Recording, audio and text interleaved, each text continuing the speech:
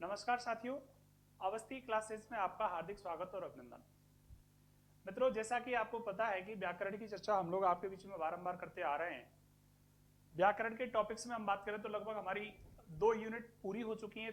तीसरी यूनिट में काम चालू कर दिया है हमने और तीसरी यूनिट में हम लोग बात कर रहे हैं। तो अव्यय पद जो आपके आते हैं, उपसर्ग पद आपके आते हैं, विशेषण विशेष की चर्चा जहाँ आती है वहाँ प्रश्नवाचक चिन्हों का निर्माण करना, प्रश्नवाचक शब्द बनाना, इन चीजों की चर्चा हम लोग इस यूनिट में करने वाले हैं। तो दोस्तों, तीसरी यूनिट का पहला इवेंट आता है आपका अव्यय प्रकरण। तो अव्यय प्रकरण को लेकर जैसे मैं आपके बीच में बात कर रहा हूं, तो अव्यय होते क्या है ये बात आपको सीखनी है। अव्यय की परिभाषा क्या होती है, इन सारी चीजों की मैं विस्तृत व्याख्या आपके बीच करने वाला हूं। मित्रों, सबसे पहले समझिएगा अव्यय। जैसा कि शब्द आपके सामने लिखा हुआ है अव्यय, इसको हमें सीखना है। इसमें होता है आ प्लस व्यय। आ प्लस व्यय, आ उपसर्ग के साथ व्यय संज्ञा पद से ये आपका अव्यय पद बना है। अव्यय का मतलब होता है आ माने नहीं होता, व्यय माने खर्च जो।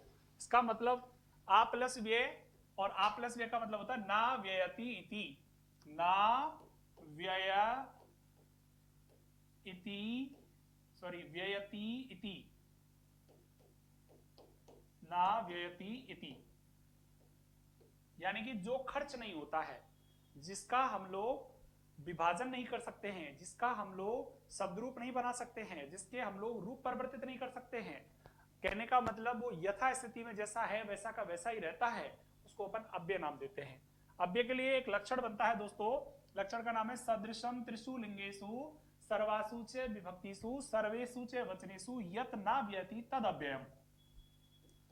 यत ना व्यति तद अव्ययम। दोस्तों, आपको पता होना चाहिए कि यहाँ पर जो लक्षण है वो हमें एक बात बता के दे रहा है कि सदृशम माने समान भाव रखता है, त्रिषु माने तीनों, लिंगेषु माने लिंगों में। जैसा कि आप जानते हैं कि संस्कृत भाषा में कुल 3 लिंग होते हैं। संस्कृत भाषा में कितने लिंग होते हैं? 3 लिंग होते हैं दोस्तों। कौन कौन सा? एक तो पुल्लिंग होता है, एक स्त्रीलिंग, एक नपुंसक लिंग। तो तीनों लिंगों में समान भाव जो रखता है। सर्वासु च विभक्तिषु, सर्वासु माने सभी विभक्तियों में। बात करें तो सभी विभक्तियों में जो अपना रूप एक जैसा रखता है। बात करें तो प्रथमा, द्वितीय, तृतीय, चतुर्थी, पंचमी, षष्ठी और सप्तमी, ये 7 विभक्तियां जो होती हैं, इन 7 विभक्तियों में ये एक जैसा रूप रखता है, याद रखना। सर्वेषु च वचनेषु, वचन हमारे कितने होते हैं दोस्तों? 3 वचन। कौन कौन से? एक वचनम, द्विवचनम, बहुवचनम। तो तीनों वचनों में जिसका रूप जैसा का तैसा ही रहता है। यत ना व्ययति इति, यत ना व्ययति इति, जो कभी खर्च नहीं होते हैं, जो अपना स्वभाव नहीं बदलते हैं, जो अपने रूपों को परिवर्तन नहीं करते हैं दोस्तों, उनको अपन अव्यय कहते हैं। तो ये इसकी परिभाषा बन जाती है कि जो तीनों लिंगों में, तीनों वचनों में, 7 विभक्तियों में एक जैसा रूप रखते हैं, समान भाव रखते हैं, उनको दोस्तों अपन अव्यय का नाम देते हैं। क्या नाम देते हैं? अव्यय का नाम देते हैं। तो देखो दोस्तों, इसकी परिभाषा लिखी हुई है, जो पद तीनों लिंगों में, तीनों वचनों में, 7 विभक्तियों में, तीनों लिंगों, तीनों वचनों और 7 विभक्तियों में अपना रूप यथावत रखते हैं, अर्थात जिनका रूप परिवर्तन नहीं होता है, वो अव्यय कहलाते हैं आपके। क्लियर? अब दोस्तों बात आती है कि अव्यय मुख्य रूप से होते कितने हैं। अव्यय मुख्य रूप से कितने होते हैं? तो मुख्य रूप से अव्यय जो होते हैं दोस्तों वो 5 प्रकार के होते हैं। स्पष्ट यहाँ पे लिखा हुआ है। अव्यय आपके कितने प्रकार के होते हैं? 5 प्रकार के। 5 प्रकार के अव्यय कौन कौन से होंगे, चर्चा करेंगे। देखो, क्रिया विशेषण अव्यय होता है। दूसरा, हम लोग बात करें तो समुच्चय बोधक अव्यय होता है, संबंध बोधक अव्यय होता है, विस्मयादि बोधक अव्यय होता है, और अंतिम निपात या उपसर्ग भी अव्यय की श्रेणी में ही आते हैं। दोस्तों, इनको अपन अविकारी शब्द कहते हैं। अब ये अविकारी जो नाम आया है ये हमको समझना है। आ प्लस विकारी, आ माने नहीं होता है, विकारी माने विकार जिसमें। आ प्लस विकारी का मतलब, इसमें अगर हम समास की कल्पना करेंगे तो ना विकारी इसका विग्रह आ जाएगा, ना विकारी। और ना विकारी जब विग्रह करेंगे तो नए तत्पुरुष समास यहां पे लग जाएगा दोस्तों आपका।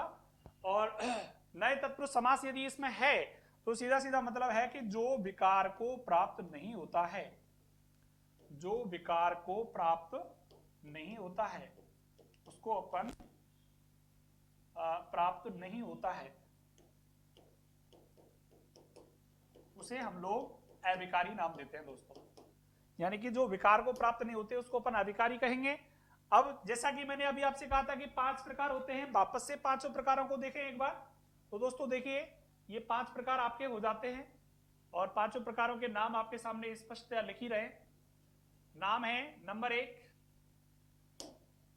क्रिया विशेषण अव्यय। कौन सा अव्यय लिखा हुआ है? क्रिया विशेषण अव्यय। दूसरा लिख रहा है संबंध बोधक अव्यय, तीसरा समुच्चय बोधक अव्यय, चौथा विस्मयादि बोधक अव्यय, आपका विस्मयादि बोधक अव्यय, फिर आपका उपसर्ग या निपात, ये आपका 5वां भाग होता है दोस्तों। ठीक है, हम लोग इनकी विस्तृत चर्चा आपके सामने करने वाले हैं। तो नेक्स्ट आपके सामने विस्तृत चर्चा में अगला टॉपिक, अगला पार्ट यहाँ पे लिखा हुआ है। पार्ट में बात आती है कि पाठ्यक्रम आधारित निम्न अव्यय पद। तो पाठ्यक्रम आधारित जो अव्यय पद हैं उनके बारे में मैंने स्पष्ट यहाँ पे डाल दिया है पहले से ही कि हमारे पाठ्यक्रम में ये वाले अव्यय दिए हुए हैं, इनकी हम विस्तृत चर्चा करेंगे। सबसे पहले देखो आई, आई माने होता है अरे, इति माने होता है एक तरह से ऐसा, या बात करें तो अलम। इति का मतलब खत्म, कोई चीज पूरी हो गई। इति माने समाप्ति का भी अर्थ होता है दोस्तों। इव माने होता है समान या जैसा, उच्चई माने जोर से, एव माने ही, एव माने होता है ही, कदा माने कब, कुतय माने कहां से, ये खुल नहीं है, ये खलु है, और खलु माने होता है दोस्तों क्या, निश्चय ही। नूनम माने भी निश्चय ही, अत्र माने यहां, तत्र माने वहां, यत्र माने जहां, तत्र माने वहां। तो ये अत्र तत्र ये भी कॉमन रूप में चलेगा, और यत्र तत्र ये भी कॉमन रूप में चलेगा। यदा माने होता है जब, कदा माने होता है कब, यावत माने जब तक, तावत माने तब तक, बिना माने होता है बिना, किसी चीज के बिना जब कोई बात करी जाएगी। सहसा, सहसा का मतलब होता है अचानक। इव माने होता है समान, हाय माने होता है बीता हुआ कल, इसको अंग्रेजी में बोलते हैं yesterday, by ESTERDA, by yesterday का मतलब होता है बीता हुआ कल। दोस्तों अधुना माने होता है अब या इस समय या इस हाल में, बही माने होता है बाहर, कदापि माने होता है कभी भी, वृथा माने होता है व्यर्थ, सनई माने, और सनई माने होता है धीरे धीरे। सनई, सनई का मतलब होता है धीरे धीरे। किमर्थम माने किस लिए, कश्चित माने कोई या किस प्रकार का, बात करें तो पुरा माने प्राचीन या पहले, मा माने होता है नहीं, यत माने जो होता है, तत् माने हुआ होता है, इतस्ततः माने होता है इधर उधर। तो ये आपके जो हैं वो सिलेबस में आपके दिए हुए हैं दोस्तों। फिर भी अगर हम बात करें तो इनका क्षेत्र बहुत व्यापक है, और व्यापक क्षेत्र को भी हम ध्यान में रखते हुए थोड़ा सा चर्चा आपके बीच में करेंगे, क्योंकि कई बार हमारी परीक्षा में ऐसा भी देखने को मिलता है कि सिलेबस में जो चीज लिखी हुई है एग्जामिनर के दिमाग से सिलेबस निकल जाता है। जो पेपर राइटर होता है, पेपर बनाने वाले जो होते हैं, तो वो कई बार अपने दिमाग में से सिलेबस के कुछ तथ्य भूल जाते हैं, तो वो अकॉर्डिंग टू सिलेबस ना देके आउट ऑफ सिलेबस में कोई चीज रख देते हैं। तो मैं आउट ऑफ सिलेबस में थोड़ी सी चर्चा आपके सामने यहाँ पे रखूंगा। क्यों? क्योंकि हमारा सवाल 1 नंबर का आएगा और वो भी गलत नहीं होना चाहिए। दोस्तों बात करते हैं आगे। तो क्रिया विशेषण अव्यय हमारा पहला पार्ट आपका आता है। इसमें क्लियर सा लिखा हुआ है वे अव्यय शब्द जो क्रिया की विशेषता बतलाते हैं। क्लियर लिख रहा है, किसकी विशेषता बतलाते हैं? क्रिया की विशेषता बतलाते हैं, उनको क्रिया विशेषण अव्यय नाम दिया जाता है। क्रिया की विशेषता कैसे बतलाएगा, ये सारी बातें हमें वाक्य से पता चलने वाली है। तो दोस्तों जहां क्रिया आ जाएगी, उस क्रिया की विशेषता के बाद में बारे में बात यदि हम करेंगे, तो क्रिया की विशेषता देखो काल या समय के आधार पर भी होती है, स्थान के आधार पर भी होती है, रीति के आधार पर भी होती है। जैसे मैं अभी कह दूं आपसे कि मैं आज से हिंडौन में रह रहा हूं, तो आज से स्थान सुनिश्चित हो गया, हिंडौन में रहने का कब से हो गया? आज से हो गया। तो आज से जो समय है, आज से मतलब अधुना जो समयवाची अव्यय है आपका, ये हिंडौन में रहने की मेरी क्या बता रहा है? विशेषता बतला रहा है। ठीक है दोस्तों, तो ये सारी चीजें मैं आपको आगे चल के क्लियर रखने वाला हूं दिमाग में। फिर हम बात करते हैं, तो क्रिया विशेषण अव्यय के 3 प्रकार हैं। देयर आर 3 टाइप्स ऑफ, यानी कि 3 प्रकार हम पढ़ेंगे। कौन कौन से? नंबर फर्स्ट कालवाचक, स्थानवाचक और रीतिवाचक। कालवाचक क्या है? काल के आधार पर विशेषता बतलाएगा, और स्थानवाचक स्थान के आधार पर विशेषता बतलाएगा, और रीतिवाचक जो है वो रीति के आधार पर अपनी विशेषता बतलाएगा। दोस्तों वापस थोड़ा ले लेते हैं हम लोग, यहां आ जाते हैं कालवाचक पर। कालवाचक का मीनिंग है, कालवाचक अव्यय पद समय के आधार पर क्रिया की विशेषता बतलाते हैं। समय के आधार पर क्रिया की विशेषता की बात करी जा रही है। समय के आधार पर क्रिया की विशेषता जो बतलाएगा उसको अपन कौन सा नाम देंगे? कालवाचक। और कालवाचक अव्यय में अपन कालवाचक को समयवाचक भी कह सकते हैं। तो कालवाचक और समयवाचक दोनों एक जैसे ही नाम है, तो समयवाचक नाम से भी आप लोग कंफ्यूज नहीं होंगे, क्योंकि समयवाचक जो पार्ट है वो किसका है? क्रिया विशेषण अव्यय का ही पार्ट है। ठीक है दोस्तों, अब क्रम संख्या, अव्यय का नाम, अर्थ और वाक्य प्रयोग हम बारी बारी से पढ़ेंगे। प्लस हम ये चर्चा भी करेंगे कि पेपर में हमारे साथ कैसा सवाल आने वाला है और हमको जवाब किस तरीके से देना है। दोस्तों नंबर फर्स्ट पर लिखा हुआ है कदा। कदा माने होता है कब। ये हमसे प्रश्न करता है। क्या करता है? ये हमसे प्रश्न करता है। दोस्तों एक बात बताना चाहूंगा कि हमारे बात करें तो तीसरी यूनिट में एक बात है कि प्रश्न निर्माण की बात करता है वो। जैसे मान के चलिए मैं कह दूं कि तुम कब जगते हो, तो कब जो शब्द आ गया वो संस्कृत में कदा से व्यक्त किया जाता है। और कदा जो है वो हमसे प्रश्न करता है, तो प्रश्न के लिए हमको प्रश्नवाचक चिन्ह की जरूरत होती है, तो वो हम लोग प्रश्नवाचक चिन्ह यहाँ पर लगा के देख भी रहे हैं। दोस्तों अब ये अव्यय अगर पेपर में पूछा जाएगा तो निश्चित रूप से हमारे लिए यहां पर समयवाची शब्द दे देगा।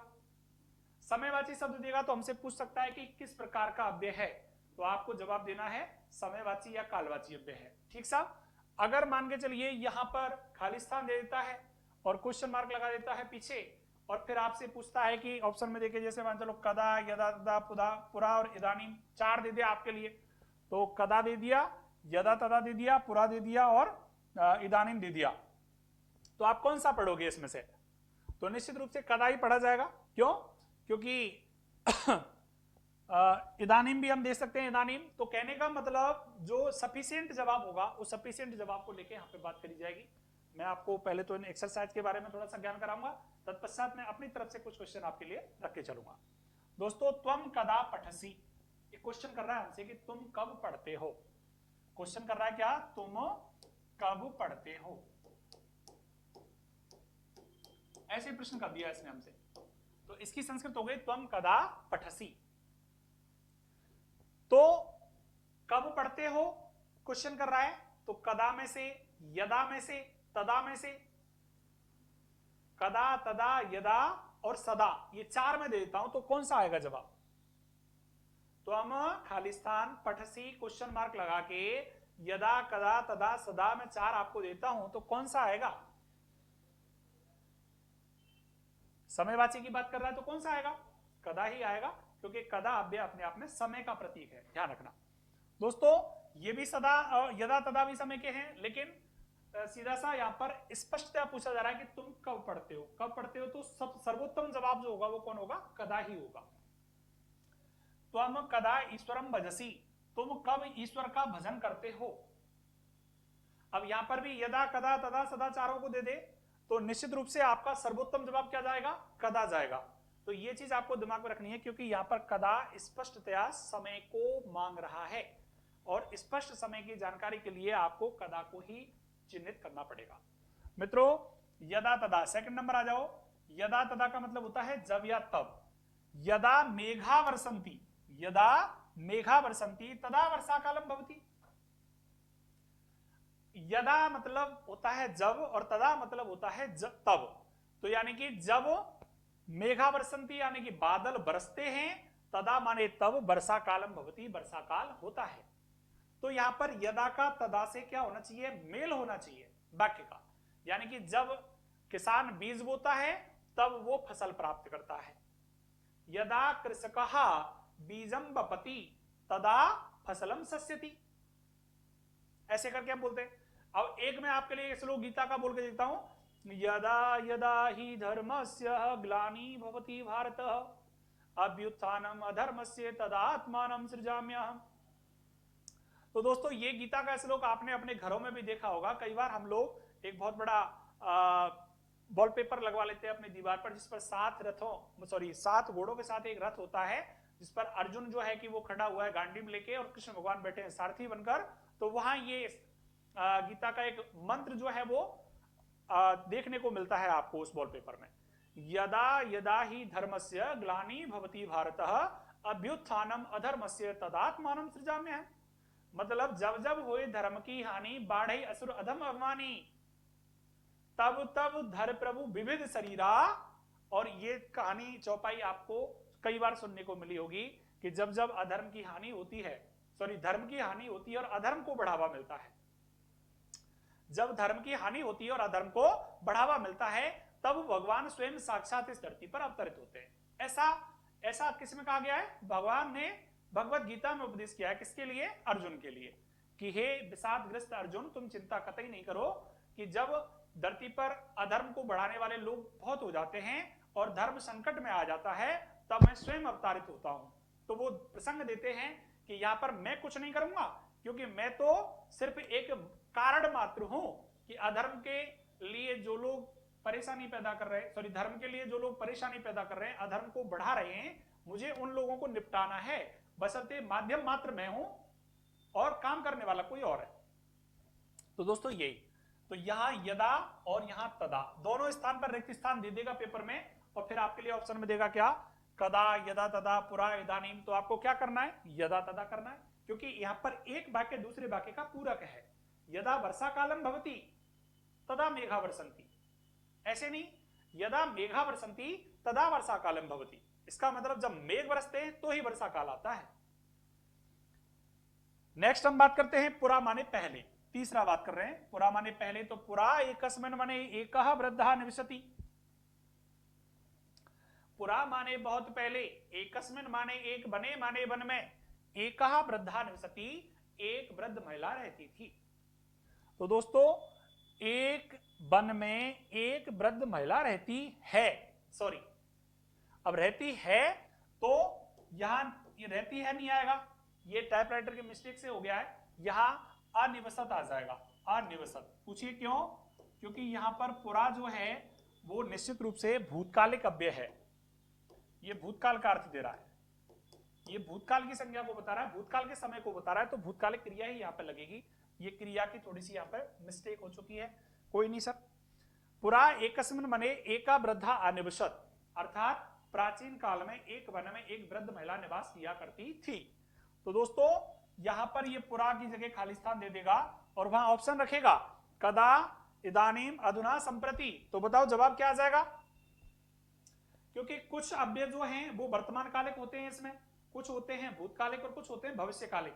तो वर्तमान कालिक कौन कौन से होंगे उनके बारे में भी जानकारी मैं आपको देने वाला हूं, भूतकालिक कौन से हैं उनको भी बताने वाला हूं, और भविष्यकालिक कौन से हैं उनको भी बताने वाला हूं। वर्तमान कालिक अव्यय जो भी होंगे उनके साथ वर्तमान काल का क्रियापद निश्चित रूप से लगेगा, भूतकालिक के साथ भूतकालिक क्रियापद लगेगा और भविष्यकाल के साथ भविष्यकालिक क्रियापद लगेगा। तो ये एक स्पष्टतया बात आप दिमाग में रख लें कि जैसे अव्यय होगा वैसे ही धातु का हमको प्रयोग लाना पड़ेगा लकार के अनुसार। दोस्तों इदानीम माने इस समय, इस समय का मतलब वर्तमान की बात बता रहा है, और वर्तमान की बात बता रहा है तो क्रिया वर्तमान कालिक लगेगी, सीधी सी बात है। कदा माने कब, कदा माने कब, यहां पे भी वर्तमान की बात करी जा रही है, मतलब थोड़े से पहले, कि भविष्य की बताओ नहीं, वर्तमान की स्थिति पूछी जा रही है। अब वो कब पढ़ते हो, बात पीछे की हो चाहे आगे की, वो अलग बात है, लेकिन वो रेगुलरिटी के बारे में बात करी जा रही है यहाँ पर। दोस्तों इदानीम माने अब होता है, इदानीम माने इस समय, दोनों इसके अर्थ होते हैं। तो इदानीम त्वम कुत्र गच्छसि, अब तुम कहां जा रहे हो, बताओ अब तुम कहां जा रहे हो, या फिर अब तुम कहां जाते हो, ठीक है।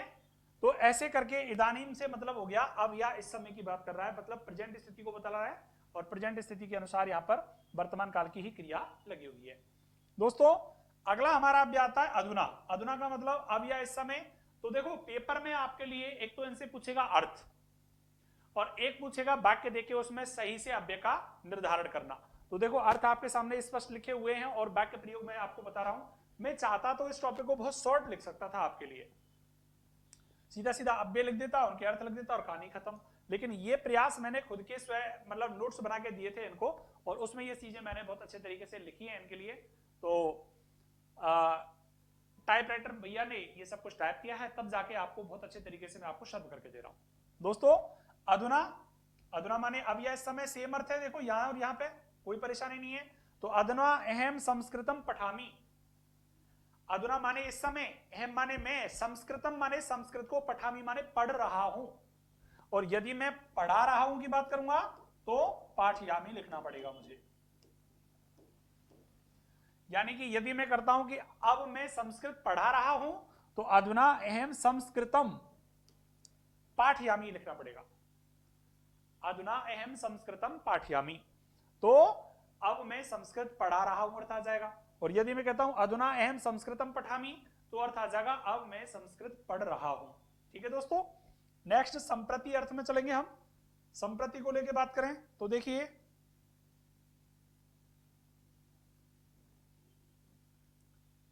संप्रति में हमारे सामने जो बात आई है उस पर हम लोग थोड़ा दिमाग लगाएंगे।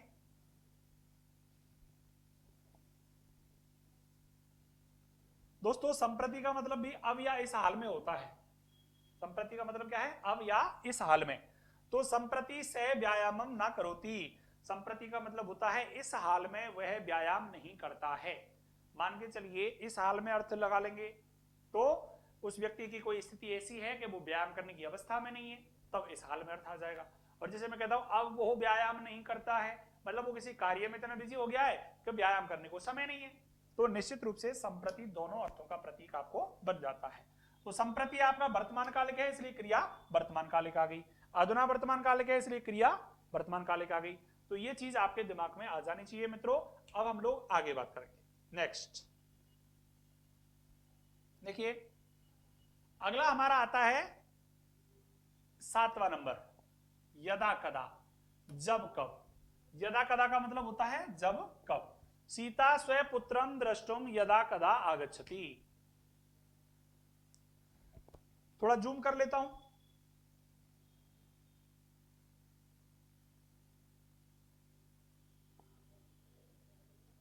दोस्तों क्लियर लिखा हुआ है यदा कदा।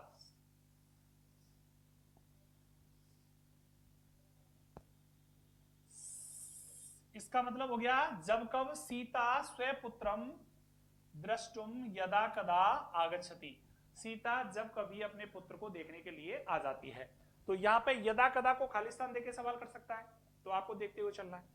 जैसे नेतारय यदा कदा क्षेत्रम आयांति, नेतारय मतलब नेता लोग, यदा कदा माने जब कभी, क्षेत्रम माने क्षेत्र में, आगच्छन्ति माने आ जाते हैं।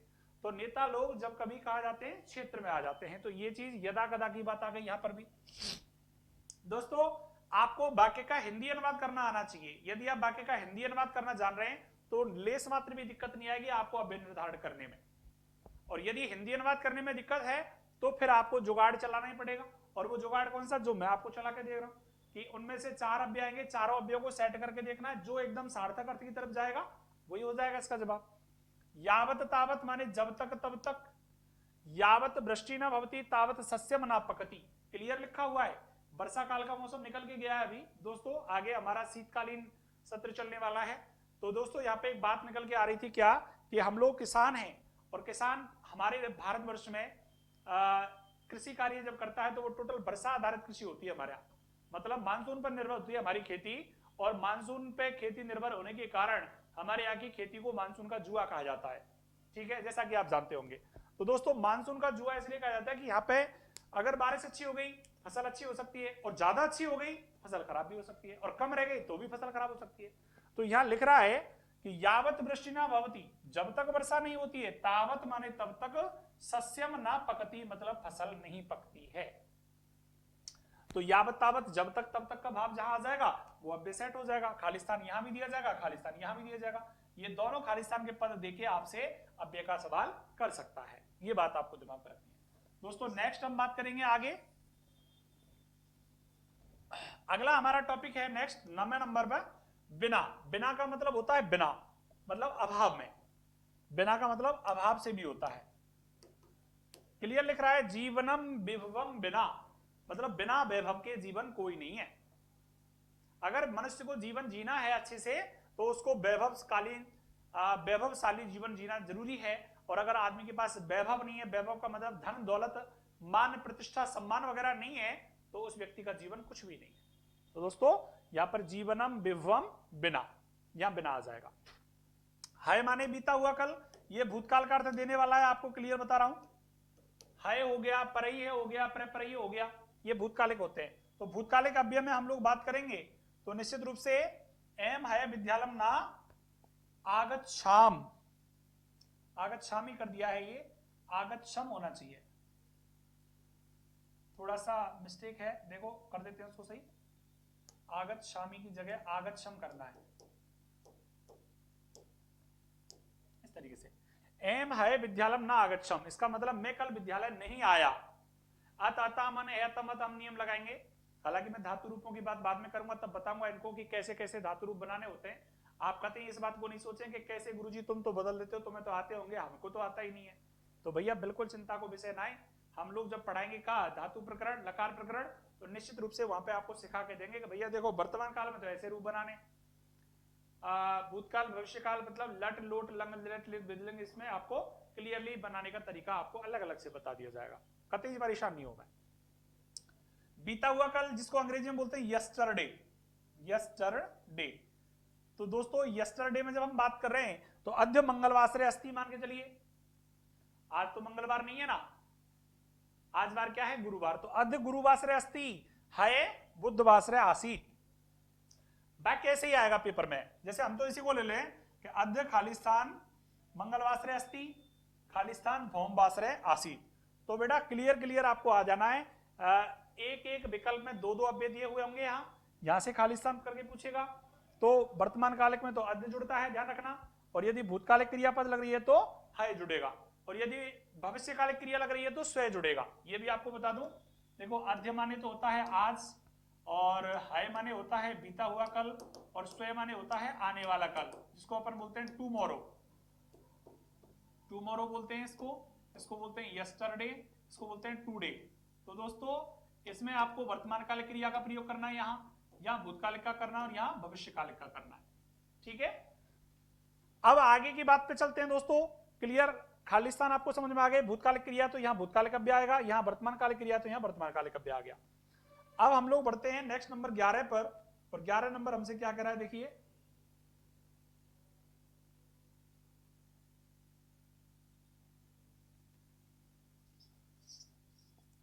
ग्यारह नंबर की तरफ चलेंगे, क्योंकि इस बोर्ड में थोड़ी सी मुझे कमी लग रही है, क्योंकि ये इंक जो है उसको अपने साथ लेके ऊपर नहीं बढ़ता है, वहीं छोड़ देता है। दोस्तों समझिए बात को, स्वयं माने होता है आने वाला कल, मैं जैसे कि बता चुका हूं आपको, देखो इसको यस्टरडे बोला था, इसको अपन टुमारो बोलेंगे।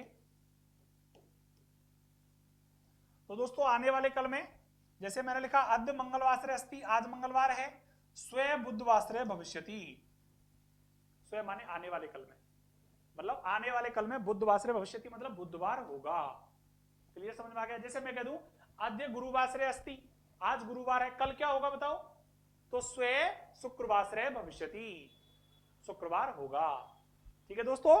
इस तरीके से आपको दिमाग में रखना है। कदापि माने होता है कभी भी, कभी नहीं मतलब कभी भी होता है, कदापि माने कभी नहीं होगा, ये श्रीमान हमारे ज्यादा ही गलती कर रहे हैं यहाँ पर, कभी नहीं मतलब इसको कभी भी बोलेंगे, कदापि माने कभी भी, कदापि निर्जने वने ना गच्छेत, कदापि माने कभी भी, निर्जने वने ना गच्छेत मतलब निर्जन वन में नहीं जाना चाहिए, निर्जन वन में नहीं जाना चाहिए। तो कदापि माने कभी भी, स्पष्ट बोल रहा है, कभी भी नहीं जाना चाहिए अकेले जंगल में, क्यों, कोई जंगल का खतरनाक प्राणी मिल सकता है, जीव मिल सकता है, जानवर मिल सकता है, और वो आपको कहीं भी हानि पहुंचा सकता है, इसलिए आपको स्पष्ट दिमाग में रखना चाहिए कि कभी भी निर्जन मतलब सुनसान जंगल में, जहां पर कोई है ही नहीं, यहां पर लोगों का अभाव है कंप्लीटली। दोस्तों निर्जन से मैं बात करना चाह रहा हूं, निर्जन में कौन सा समास है आपका, निर्जन, निर अव्यय के साथ जन संज्ञा पद जुड़ा हुआ है, तो अव्यय के साथ संज्ञा पद का योग एक समास में मैंने पढ़ाया था आपको अव्ययभाव समास में, तो निर्जन में आपका अव्ययभाव समास हो जाता है जनानाम रहितः, जनानाम अभाव, ये इसका विग्रह होता है। दोस्तों 12 हो चुके हैं हमारे, और कालवाचक में हम लोग बात कर रहे थे, आगे हम लोग बात करेंगे नेक्स्ट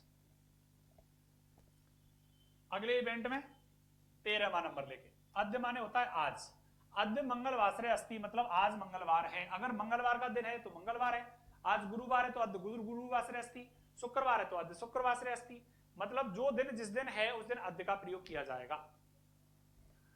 अद्य अहम आपणम गमिष्यामि, आज मैं बाजार जाऊंगा, ऐसे कि जा रहा हूं ऐसे। दोस्तों ये गमिष्यामि रूप जो लिखा हुआ है ये बिल्कुल गलत लिखा है, गच्छामि था इस जगह पर, ये गमिष्यामि कर दिया है इन्होंने, एक्चुअली ये मिस्टेक है, कोई नहीं। अद्य अहम आपणम गच्छामि, इसका मतलब आज मैं बाजार जा रहा हूं या आज मैं बाजार को जाता हूं। तो दोस्तों वर्तमान काल का अव्यय होने के कारण टुडे का अर्थ दे रहा है, टुडे वर्तमान काल का रूप है, तो निश्चित रूप से क्रिया यहां पर लट लकार वर्तमान काल की ही लगेंगी, ये भी आपको दिमाग पर तय कर लेना है। तो अभी मैं आपको एक नोट डाउन करवाऊंगा, एक चीज नोट डाउन कर लें आप। नोट डाउन क्या करना है कि यदि अव्यय वर्तमान काल का है तो क्रिया वर्तमान कालिक होगी, अव्यय यदि भूतकाल का है तो क्रिया भूतकालिक होगी, और अव्यय यदि आपका भविष्य का अर्थ दे रहा है तो क्रिया भविष्यकालिक होगी। अब कौन कौन से अव्यय जो है वो वर्तमान के हैं, भूत के हैं, भविष्य के हैं, ये चीज मैं आपको सबसे लास्ट में क्लियर करूंगा जब मेरा टॉपिक पूरा हो जाएगा, तब तक आप वेट करते रहिए। दोस्तों अगला हम बात करें 14 नंबर सदा। सदा माने होता है हमेशा, सदा सत्यम बद मतलब हमेशा सत्य बोलो, कहूं डोलो। सदा धर्मम चर हमेशा धर्म का आचरण करो। दोस्तों तावत माने होता है तब तक, तावत माने क्या होता है, तब तक, तावत अहम अपि गच्छामि तब तक मैं चलो जाऊं, मतलब तुम यहां पे आओ तब तक मैं चलो जाऊं, सीधो सो मतलब तावत अहम अपि गच्छामि यानी कि तब तक मैं भी चला जाता हूं। तावत ना मिलत कोपी रसालय जब तक कोई आम को पेड़ या आम को फल या आम को वृक्ष नहीं मिले तब तक तुम मेहनत करो। तो ये तावत ना मिलत कोपी रसालय। जैसे मैं अभी आपसे कहता हूं no defeat is final until you stop trying, यानी कि कोई हार जब तक हार नहीं है, जब तक नहीं तब तक हार नहीं है, तब तक। अंटिल, अंटिल माने होता है तावत और तावत माने होता है तब तक। तो कोई हार जब तक हार नहीं है तब तक आप कोशिश करना नहीं छोड़ते। मैं लिख के देता हूं no defeat is final until you stop trying। no defeat is final until you stop trying meaning है इसका, यानी कि तब तक कोई भी हार सुनिश्चित नहीं होती जब तक आप कोशिश करना नहीं छोड़ते। दोस्तों तावत का मतलब तब तक हो गया, यानी कि तब तक अहम अपि गच्छामि तब तक मैं भी चला जाऊंगा या चला जाता हूं। सीधा सा मतलब समझिए कि वहां क्लियर आपको पता चल जाएगा। दोस्तों अगर आप वाकई में तैयारी करने के लिए आप लोग बैठे हुए हैं और आपको कुछ भी बनना है अपने जीवन में कामयाब अगर होना है तो ये कमेंट जो मेरा बहुत ही अच्छा वाला कमेंट है, इसको मैं हमेशा कई लोगों के लिए बताता रहता हूं कि no defeat is final until you stop trying, मतलब कोई हार जब तक हार नहीं है तब तक आप कोशिश करना नहीं छोड़ते। ठीक है दोस्तों, तो इस चीज को दिमाग में रखिएगा। आगे हम लोग बात कर रहे हैं नेक्स्ट स्थानवाची अव्यय के बारे में। अब ये स्थानवाची अव्यय हमसे क्या कहता है, समझिए बात को। स्थानवाचक अव्यय में सबसे पहले कुते आ गया। कुते माने कहां से, कुते माने क्या आ गया, कहां से। तो कुते आगच्छति भवान, मैं आपसे पूछ रहा हूं अभी, कुते आगच्छति भवान, बताइए जवाब दीजिए क्या अर्थ निकल के आ रहा है इसका। अर्थ बता दिया, कुते का मतलब कहां से होता है, कुते आगच्छति भवान मतलब क्या है इसका। कुते माने कहां से, आगच्छति माने आ रहे हो, भवान माने आप कहां से आ रहे हो भाई, बता के दोगे मुझे। तो ये सवाल बनता है आपका। तो निश्चित रूप से कुते का मतलब होता है कहां से, कुते आगच्छति भवान। दोस्तों अलसस्य कुतो विद्या, अलसस्य कुतो विद्या का मतलब आलसी को विद्या कहां। कोई व्यक्ति यदि आलसी है तो निश्चित रूप से उसके लिए विद्या नहीं मिलती, क्योंकि विद्या के संदर्भ में मनुस्मृति में एक बात कही गई है, और वो क्या है, आलस्यम ही मनुष्याणाम शरीरस्थो महारिपु ना ही अस्ति उद्यम सबो बंधु कृत्वा यमुना अवसिदति। दोस्तों आलस्य मनुष्य के जीवन का सबसे बड़ा शत्रु होता है, और परिश्रमी व्यक्ति के परिश्रमी व्यक्ति जैसा कोई भी व्यक्ति श्रेष्ठ नहीं है। क्यों, क्योंकि वो परिश्रम के बूते सारी चीजों को अपने हाथ में ले लेता है। कहने का मतलब मेहनती व्यक्ति, परिश्रमी व्यक्ति, कर्मशील व्यक्ति दुनिया में सबसे महान माना गया है। आप लोग उनमें से कौन सी कैटेगरी में बिलोंग करते हैं मुझे नहीं पता, बट मैं जानता हूं कि मेहनत जरूर रंग लाती है इंसान के लिए, यदि वो सही डायरेक्शन में और सही तरीके से करी जाए तो आलसी व्यक्ति कोई भी हो उसको नौकरी भी नहीं मिलती, सफलता भी नहीं मिलती। इसलिए आलसी के बारे में कहा गया ना, आलस्य कुतो विद्या।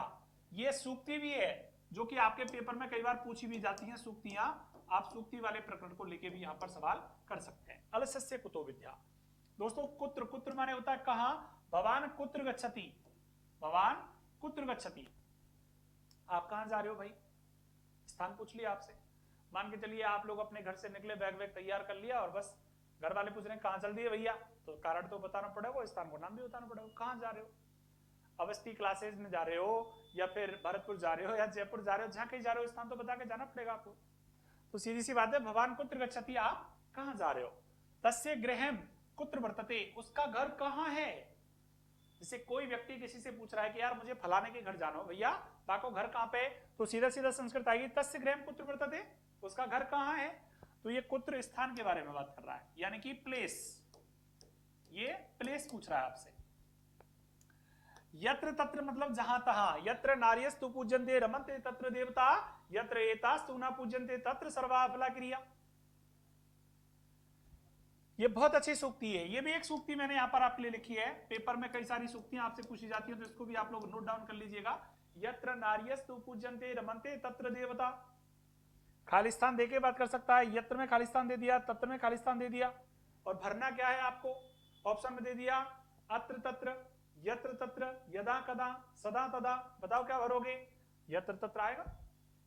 क्वेश्चन समझ में आ रहे होंगे आपको, यानी कि खालिस्तान देगा इस जगह पे और फिर आपसे उचित अव्यय पद भरवाएगा, तो उचित अव्यय पद के लिए आपको मैंने ऑप्शन 4 दिए हैं, आप आराम से भर सकते हैं। अगला हम बात करें यत्र यत्र धूमई तत्र तत्र वर्णी, मतलब सीधा सीधा हम बात करें तो दोस्तों सांख्य कार्य का जब हम फर्स्ट ईयर लेक्चरशिप में पढ़ाते हैं तो वहां एक बात आती है समवायी कारण और असमवायी कारण के लेके बात करता है। तो दोस्तों समवायी कारण क्या होता है, असमवायी कारण क्या होता है, जब लेक्चरशिप की तैयारी करेंगे तो वहां सीखेंगे हम इस चीज को बाद में, लेकिन फिलहाल इतना सीखिए कि कोई भी कारण और हेतु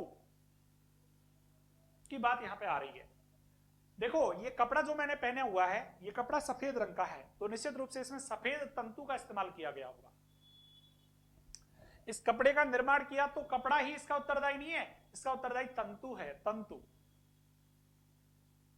ऐसे ही अग्नि कहीं पैदा हुई है ना, तो उसका उत्तरदायी कारण क्या है, धुआं। धुआं होगी तो आग निश्चित होगी, आग होगी वहां धुआं हो ऐसा जरूरी नहीं है दोस्तों, जहां धुआं उठी है वहां आग जरूर लगेगी, और जहां आग लगी है निश्चित है वहां धुआं पहले उठा होगा जरूर, क्योंकि बिना धुआं उठे आग ना लगे, पक्की बात है दोस्तों। यत्र यत्र धूमई यानी कि जहां जहां धुआं होती है तत्र तत्र वर्णी, वहां निश्चित रूप से अग्नि होती है। निश्चित मान लेना जहां धुआं होगी वहां आग जरूर होगी, 100%, 100%, या बात करें तो 1,00,000%, ठीक है। तत्र माने होता है वहां, एम अपि तत्रैव निवसामि, एम अपि तत्रैव निवसामि, तत्र माने वहां, तो दोस्तों मैं भी वहां रहता हूं, एम अपि तत्रैव निवसामि इसका मतलब हो गया मैं भी वहां रहता हूं।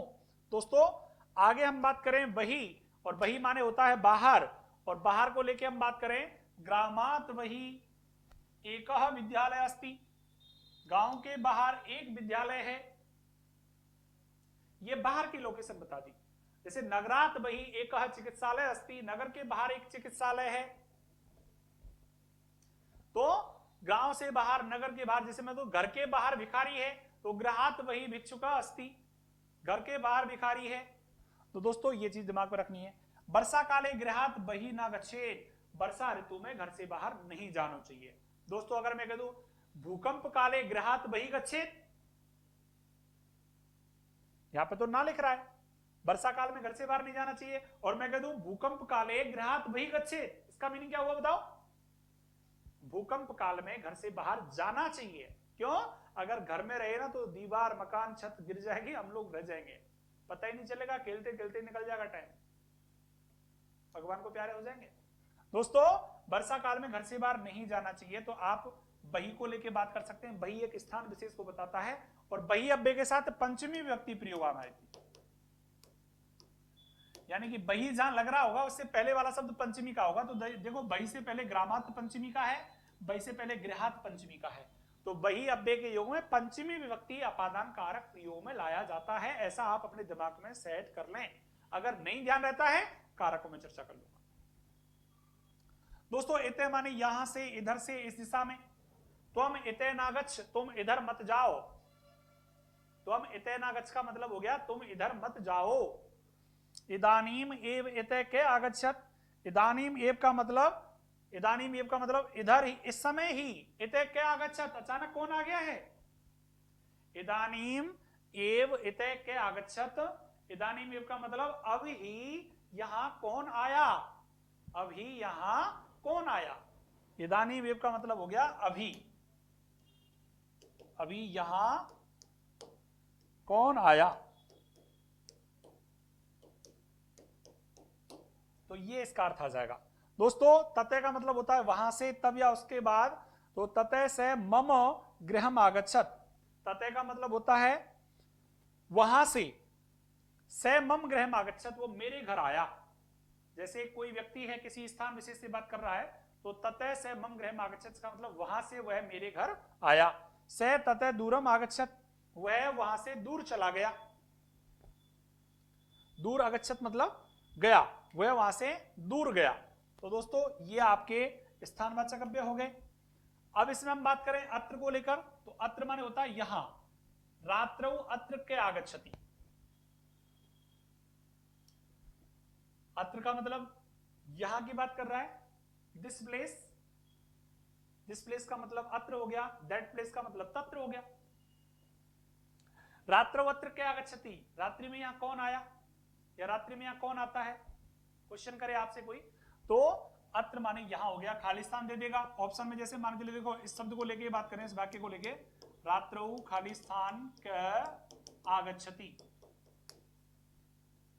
क आगच्छति, इस तरीके से क्वेश्चन मार्क लगा के आपसे बात करे या प्रश्नवाचक चिन्ह न लगा के पूर्ण विराम लगा के बात कर ले, ऑप्शन में दे दे। मान के चलिए आपको अत्र, बी में तत्र, सी में यत्र और डी में कुत्र। तो रात्रौ के आगच्छति, रात्रि में कौन आता है, रात्रि में कौन आता है। अत्र माने यहां, तत्र माने वहां, यत्र माने जहां, कुत्र माने कहां। तो दोस्तों रात्रि में कौन आता है, यहां जोड़ के देखो, रात्रि में यहां कौन आता है, रात्रि में वहां कौन आता है, रात्रि में जहां कौन आता है, रात्रि में कहां कौन आता है।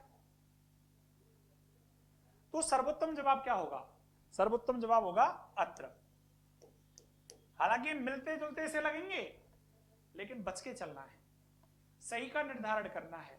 आप लोग सोचें मैं कह दूं रात्रि में वहां कौन आता है, यह भी हो सकता है क्या, बिल्कुल हो सकता है, लेकिन रात्रि में यहां कौन आता है यह भी तो हो सकता है। अब ये तो मैंने चलो सिमिलर सिमिलर से रख दिए, दोनों ही इस जगह सही से प्रतीत हो रहे हैं, और सही क्या सही ही है। लेकिन अगर कोई ऐसा आ जाए, जैसे ये तो क्लियर क्लियर अलग हो गए ना, तो ऐसे ही आपको चारों ऑप्शन आपसे क्लियर क्लियर ही देगा, जहां आप आराम से पहचान कर सकते हो। मित्रों इतस्ततः, इधर उधर, भ्रमरा इतस्ततः उड्डयन्ते, भौरे इधर उधर उड़ते हैं, भौरे इधर उधर उड़ते हैं।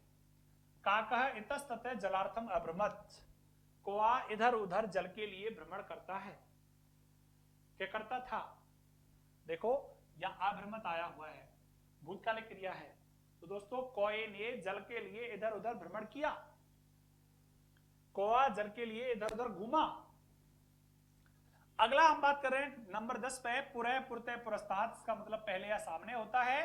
तो भवनस्य पुरः, भवनस्य पुरतः, भवनस्य पुरस्तात् गजः विलसति,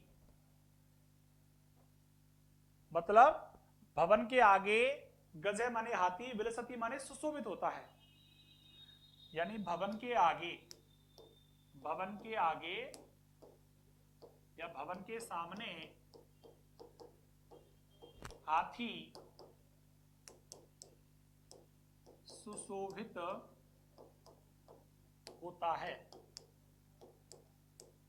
फ्रेंड्स आपने देखा होगा हम स्टैचू बना देते हैं हाथी का हमारे घर के सामने, तो ये वही बात कर रहा है कि भवन के आगे हाथी सुशोभित हो रहा है। सीधी सी बात है, पुरे पुरते पुरस्तात् तीनों अगर आ रखे हों और चौथा ऑप्शन दे दे सर्वे, तो आप सर्वे करके आ जाना, क्योंकि ये तीनों ही इसके सही जवाब हैं। ठीक है दोस्तों, आगे हम बात करें नेक्स्ट।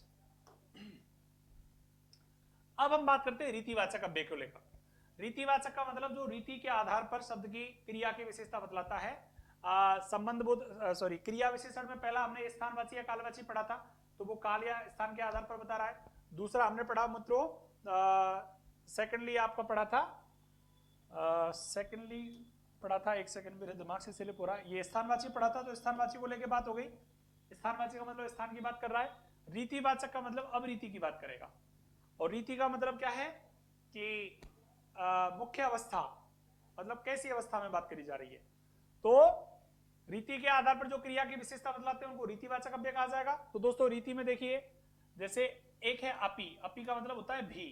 अहम अपि जयपुरे निवसामि, मतलब मैं भी जयपुर में रहता हूं। कोई व्यक्ति से बात कर रहे हैं हम लोग, उसके बारे में पता चला कि वो जयपुर में रहता है, तो उससे हम कह रहे हैं अहम अपि जयपुर निवसामि, मैं भी जयपुर में रहता हूं, तो अहम अपि जयपुरे निवसामि। यहां पर अपि आ गया बीच में, ठीक है।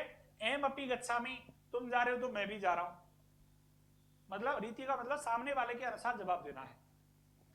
दोस्तों इति माने होता है ऐसा, जलात जायते इति जलजः, मतलब जलज अगर कोई चीज है जल में जन्म लेने वाला तो उसको बोलेंगे जलात जायते इति जलजः।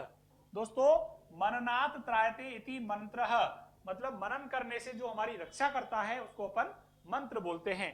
तो इति का मतलब होता है ऐसा, इति का मतलब होता है इस तरह का।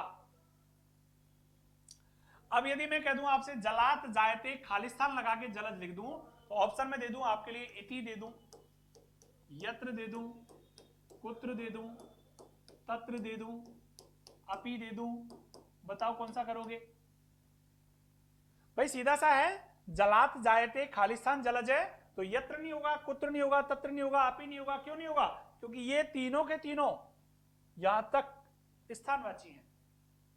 ये आपका बेशक रीतिवाची है, लेकिन ये भी की तरफ संकेत कर रहा है, तो सीधा सीधा भी को जोड़ के देखो, जलात जायते अपि जलज है, इसका मतलब जल से पैदा होता है वह भी जलज होता है, नहीं, अपि इसमें सेट नहीं हो रहा, प्रामाणिकता को प्राप्त नहीं हो रहा, सर्वोत्तम जवाब प्राप्त नहीं हो रहा, इसलिए आप इस पर इति ही संज्ञान में लेके आए।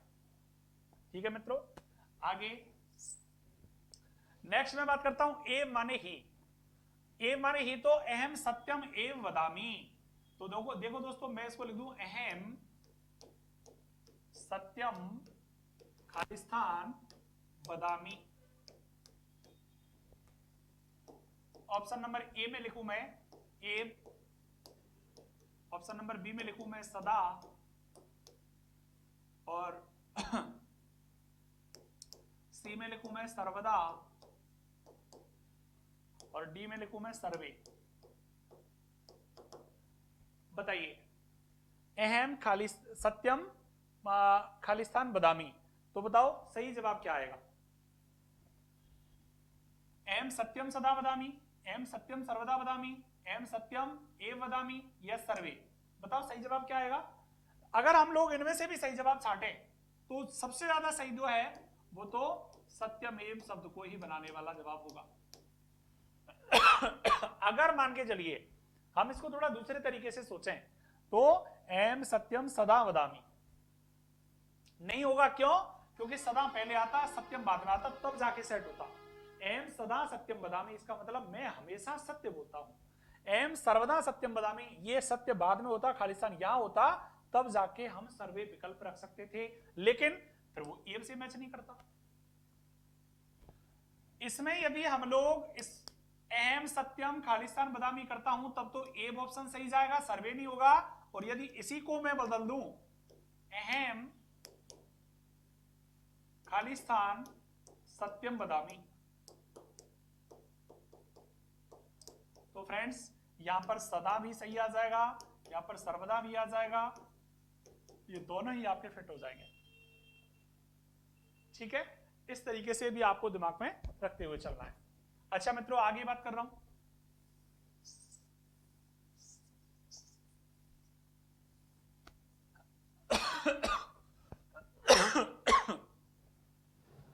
अगला हमारा आता है एव। एव माने होता है तरह या समान। ये आपका उपमावाचक पद है, मतलब उपमावाचक पद है ये एव या समान। तो दोस्तों पुरुषः व्याघ्रः इव, सीधा सीधा मैंने आपको कर्मधारय समास जब पढ़ाया था तो कर्मधारय समास में मैंने आपको उपमानोत्तर कर्मधारय की बात भी करी थी। और उपमानोत्तर कर्मधारय जब मैंने आपको पढ़ाया दोस्तों, तो उपमानोत्तर कर्मधारय में मैंने आपको पुरुष सिंह, पुरुष सरसव, पुरुष व्याघ्र, नर सिंह, ऐसे आपके लिए समास पद बना के बताए थे। और वहां मैंने क्लियर बताया था कि जो उपमा का प्रतीक है उसके साथ उसका वाचक पद अवश्य लगाएं। दोस्तों पुरुषः व्याघ्र इव मतलब पुरुष वाघ के जैसा, घनः इव श्यामः घना इव श्याम है या घन श्याम इव, ऐसे नहीं, घना इव श्याम है मतलब घन की तरह सांवला, बादल की तरह सांवला। तो यहां पर जो उपमा आएगा, उपमा के साथ में निश्चित रूप से इव जोड़ा जाएगा, उपमा के साथ में ही उसका वाचक पद लगता है। तो दोस्तों यहां बाघ से तुलना करी जा रही है इसलिए इव बाघ के साथ आएगा, और यहां घन से तुलना करी जा रही है इसलिए इव घन के साथ आएगा। ठीक है, ध्यान रखना इस चीज को। दोस्तों अगला नूनम माने होता है निश्चय ही, अर्धो घटो घोषम पैती नूनम। ये भी एक सूक्ति है जो आपके लिए परीक्षा में बहुत ज्यादा इंपॉर्टेंसी साबित हो जाएगी इससे। ये सूक्ति है, इसको भी आप नोट डाउन कर लीजिएगा। लगभग 5वीं सूक्ति की तरफ मैंने इशारा किया है अध्यायों में। 4 सूक्तियां पहले भी आपको बता चुका हूं। एक सूक्ति यहां भी लिखी हुई है, सत्यमेव जयते। ये आपका बात करें तो सुप्रीम कोर्ट, सुप्रीम कोर्ट बोले तो एससी, बोले तो एससी मतलब सुप्रीम कोर्ट। सुप्रीम कोर्ट का ये ध्येय वाक्य है, मतलब सुप्रीम कोर्ट का ये लोगो है, सत्यमेव जयते। पता है, आंखों पे पट्टी बंदी रहती है, एक महिला सी तराजू लेके खड़ी रहती है, उसके ऊपर लिखा था सत्यमेव जयते। तो दोस्तों ये भी एक सूक्ति है, याद रखना, इससे भी आपको सवाल पूछा जा सकता है। सूक्तियां जितनी भी आएंगी उनसे आपको अव्यय के सवाल निर्धारित होते हैं, इसलिए मैं सूक्ति की चर्चा कर रहा हूं आपको। दोस्तों अर्धो घटो घोषम पैती नूनम, यहां से नूनम शब्द को लेकर सवाल कर लेता है। नूनम माने होता है निश्चय ही, तो अधजल गगरी छलकत जाए, गगरी नहीं गगरी, अधजल गगरी छलकत जाए, अधजल गगरी छलकत जाए। हिंदी की जो ये आपकी चौपाई है, क्या लोकोक्ति है बताओ? ये लोकोक्ति है, अधजल गगरी छलकत जाए। तो इसको लोकोक्ति को संस्कृत में सूक्ति कहा जाता है। दोस्तों अगला खलु माने होता है निश्चय ही, शरीरम माध्यम खलु धर्म साधनम, ये भी सूक्ति है अपने आप में, शरीरम माध्यम खलु धर्म साधनम। बात करें तो कुमार संभवम जो रचना है कालिदास की, वहां पर इसने दी है सूक्ति को, और वहां लिखा है शरीर माध्यम खलु धर्म साधनम, कि भगवान भोलेनाथ जब मां पार्वती अपर्णा व्रत कर रही होती है, तो अपर्णा व्रत के दौरान भगवान भोलेनाथ भस्मी लगा के शरीर पर मुंडों की माला गले में धारण करके, और बहुत मतलब मैला कुचल ऐसा रूप बना के उसके सामने आते हैं। फिर पूछते हैं पार्वती से कि तुम किसके लिए व्रत कर रही हो? तो निश्चित रूप से वहां पर विधान होता है दोस्तों। तब वहां कहते हैं कि हे प्रिय पार्वती, आप शरीर को दुख क्यों दे रही हो? क्यों? क्योंकि ये शरीर आपका बहुत ही रूपवान है, और निश्चित रूप से आप इसको मतलब संकट में न डालें। कहने का मतलब इसको तजे नहीं, परेशान नहीं करें, इसको व्याधि बीमारी बात करें तो इसको परेशान नहीं करें, कहने का मतलब। तो उन्होंने बोला कि शरीर माध्यम खलु धर्म साधनम, क्योंकि धर्म करने का प्रथम साधन शरीर ही होता है। यदि आप व्रत कर रही हो तो पहले कुछ खाओ पियो अच्छे से, तब जाके व्रत कर पाओगी। इसलिए आपको ध्यान रखना है कि ये सूक्ति भी अपने आप में बड़ी इंपॉर्टेंट है। अब यहां पे सवाल कैसे बनेगा? खलु को लेके, शरीर माध्यम खलु धर्म साधनम कह दिया, मान के चलिए खालिस्तान खलु है, खालिस्तान खलु की जगह है, खलु दे दिया, नूनम दे दिया, इव दे दिया, एव दे दिया। बताओ कौन से रीतिवाचक अभ्यास से इसकी सही हो रही है पूर्ति? तो निश्चित रूप से शरीर माध्यम खलु धर्म साधनम, ये आपको दिमाग में रखना है। दोस्तों आगे यथा तथा, जिस प्रकार उस प्रकार, यथा कर्ता तथा क्रिया, मतलब जैसा कर्ता होगा वैसी क्रिया होगी। क्लियर? यथा बीजम तथा फलम, जैसा बीज होगा वैसा फल होगा। क्लियर? दोस्तों आगे हम बात करें तो यथा को लेके खालिस्तान, तथा को लेके कर देगा, और यथा को लेके बीजम, तथा को लेके फलम, तो ये खालिस्तान देके आपसे सवाल कर लेगा। वृथा तथा, निरर्थक या व्यर्थ, तो विद्या बिना जीवनम वृथा, विद्या बिना जीवनम वृथा, मतलब विद्या के बिना जीवन व्यर्थ है। दोस्तों यहां पर मैं एक सवाल आपको मेरी तरफ से रखता हूं, देखिए कैसे।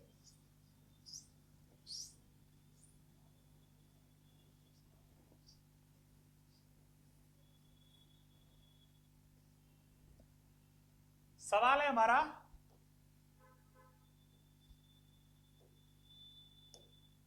खालिस्तान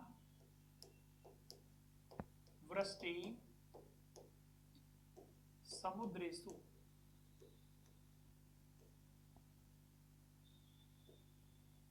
खालिस्तान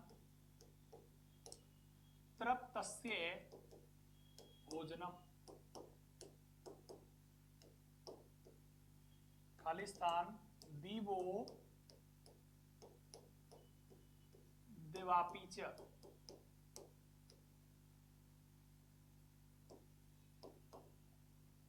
खालिस्तान दानम समर्थस्य। 4 जगह खालिस्तान है दोस्तों, और चारों जगह आगे आगे खालिस्तान है। ऑप्शन में आपके लिए आ जाता है, मान के चलिए ऑप्शन नंबर ए में आ गया खलु,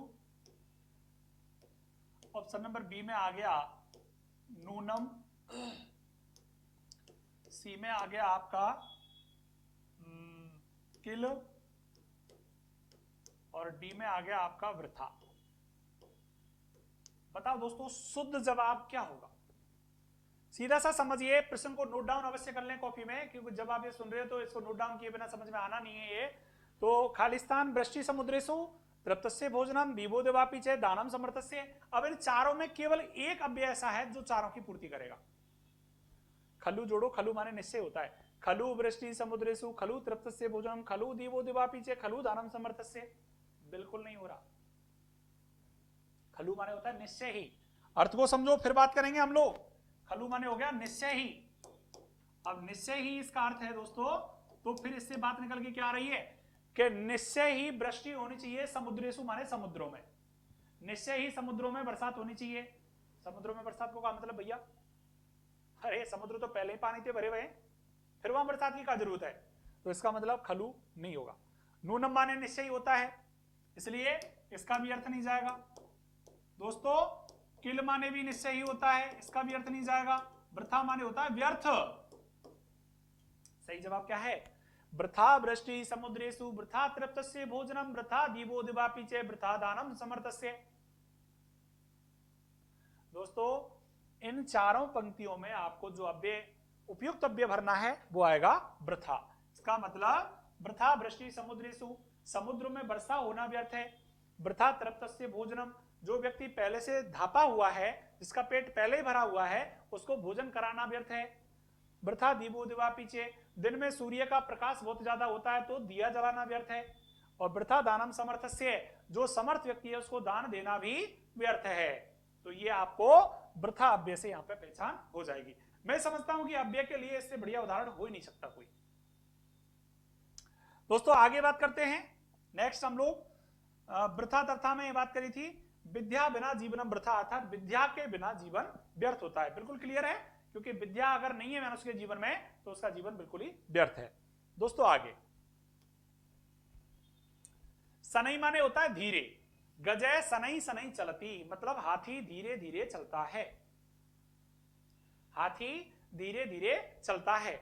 जैसे मैं कह दूं अभी आपसे कि किशोरी सनई सनई लिखती, किशोरी सनई सनई लिखती, मतलब किशोरी धीरे धीरे लिखती है। जैसे मैं कह दूं किशोरी सनई सनई खादती, मतलब किशोरी धीरे धीरे खाती है। तो दोस्तों यहां सनई का मतलब हो गया धीरे धीरे, और धीरे धीरे की बात आएगी तो सनई सनई लिख सकते हैं, 2 बार आ जाएगा, 1 बार आ जाएगा, कोई दिक्कत वाली बात नहीं है। किमर्थम माने क्यों या किस लिए। अब सवाल कर रहे हैं वहां पे लोग, अयोध्या के लोग कह रहे हैं कि राम है किमर्थम वनम अगच्छत, राम क्यों वन गए भैया? कौन है? कही पितृधर्म का पालन करने के लिए राम वन को गए थे, क्योंकि पिता की आज्ञा को जो संतान मानती है ना, वो संतान अपने आप में महान संतान होती है। बात करें तो वो अपने आप में सुपुत्र होते हैं, सपूत होते हैं, जो माता पिता की सेवा और माता पिता के आदेश की पालना करते हैं। दोस्तों तो निश्चित रूप से रामे किमर्थम वनम अगच्छत, सीधा सीधा मतलब पूछ रहा है राम वन क्यों गए? पिता के आदेशानुसार बन गए। पितृधर्म पालनाय रामे वनम अगच्छत, पितृधर्म का पालन करने के लिए राम वन को गए। दोस्तों कश्चित माने कोई या कश्चन माने कोई होता है, तो कश्चन पुरुष आगच्छत मतलब कोई पुरुष आ गया है। कश्चन पुरुष आगच्छत मतलब कोई व्यक्ति आया है, तो यहां पर कोई की बात करी जा रही है। दोस्तों खालिस्तान दे देगा, कश्चिन कश्चत कोई भी आ जाए, दोनों में से दोनों सही है। अगर इनके अलावा कोई और आता है तो सही नहीं होगा। कदाचित माने कभी या शायद, तो कदाचित से ना वदेत, कभी कभी उसे नहीं बोलना चाहिए। सा कदाचित अत्र आयाति, वह कभी, कदाचित माने कभी, अत्र आयाति यहां आता है, वह कभी कभी यह आता है। उच्च माने जोर से, स्वर में ऊंचा, तो उच्चई के तीन अर्थ हो गए, जोर से भी होता है, बहुत स्वर में होता है, ऊंचा होता है। तो विद्यालय भवनम उच्चई वर्तते, जहां ऊंचाई की बात करी जा रही है, ऐसी ऐसे ऊंचाई की बात करी जा रही है, तो वहां उच्चई का मतलब ऊंचाई की तरफ भी बात आई। जैसे विद्यालय का भवन ऊंचा है, विद्यालय की 10 मंजिलें मान के चलिए, तो विद्यालय का भवन ऊंचा हो गया, स्वाभाविक सी बात है। सा उच्चई गायति, जैसे कोई तो गाता है, त्वमेव माता चे पिता त्वमेव त्वमेव बंधु चे सखा त्वमेव त्वमेव विद्या द्रविणम त्वमेव त्वमेव सर्वम मम देव देव। दोस्तों एक तो यह से गाया किसी ने, और एक तुम्ही हो माता पिता तुम्ही हो, मतलब कि एक ने तो बहुत तरीके से गाया और एक ने बहुत ऊंचे स्वर में गाया, तो निश्चित रूप से वहां उच्च ही गायती, ऊंचा गाता है, मतलब जोर से बोलता है, जोर से गाता है। छात्रा उच्च ही रोदती, छात्रा बहुत तेज रोती है। तो यहां तेज स्वर में या ऊंचे स्वर में जब बात आ जाएगी, तो ऊंचे स्वर के लिए आप लोग इसको इस्तेमाल कर सकते हैं। और यहां हाइट की बात आएगी, ऊंचाई की, तब भी आप इसको इस्तेमाल कर सकते हैं। दोस्तों आगे हमारा आता है सहसा, सहसा माने अचानक। तो ये सहसा जो है इस तरीके से लिखा जाएगा, सहसा क्रियाम ना विदधीत, सहसा विदधीम ना क्रियाम अविवेके परम आपदा पदम। तो ये एक सूक्ति है, सहसा क्रियाम ना विदधीत, बहुत ही इंपॉर्टेंट सूक्ति है ये, आप लोग इसको भी दिमाग में रखिए। सहसा क्रियाम ना विदधीत, मतलब अचानक कोई कार्य नहीं करना चाहिए। जैसे कि हिंदी में एक मैं आपको इसकी बात बताऊं तो कैसे बोला जाएगा कि बिना विचारे जो करे सो पाछे पछताए, काम विगारत आपनो जग में होत हसाए। दोस्तों जो व्यक्ति बिना विचारे कोई काम करेगा उसको बाद में पछताना पड़ता है। तो संस्कृत में इसके लिए सूक्ति है, सहसा विदधीत ना क्रियाम अविवेके परम आपदा पदम। अचानक कोई काम नहीं करना चाहिए, अचानक कोई काम करे थे संकट परिस्थितियां पैदा हो जाया करती हैं। दोस्तों सहसा कृष्णो अवदत, अचानक कृष्ण बोला, अचानक कृष्ण ने कहा। तो दोस्तों ये सडनली जो अंग्रेजी वर्ड होता है उसके लिए सहसा बोलते हैं। ठीक है, आगे बात करें। सह साकम सार्धम समम, हम लोग जब कारक प्रकरण पढ़ेंगे और करण कारक की बात जहां आ जाएगी, तो सह युक्त अप्रधान एक नियम हमारा होता है, तो वहां सह युक्त अप्रधान नियम में भी इसकी हम चर्चा आपके साथ करने वाले हैं। तो सह माने साथ में, साकम माने साथ में, सार्धम माने साथ में, समम माने साथ में। तो सीता रामेण सार्थम वनम अगच्छत, सीता राम के साथ वन को गई। अहम कौशलेन सार्धम आपणम अगच्छत, मैं कौशल के साथ बाजार गया।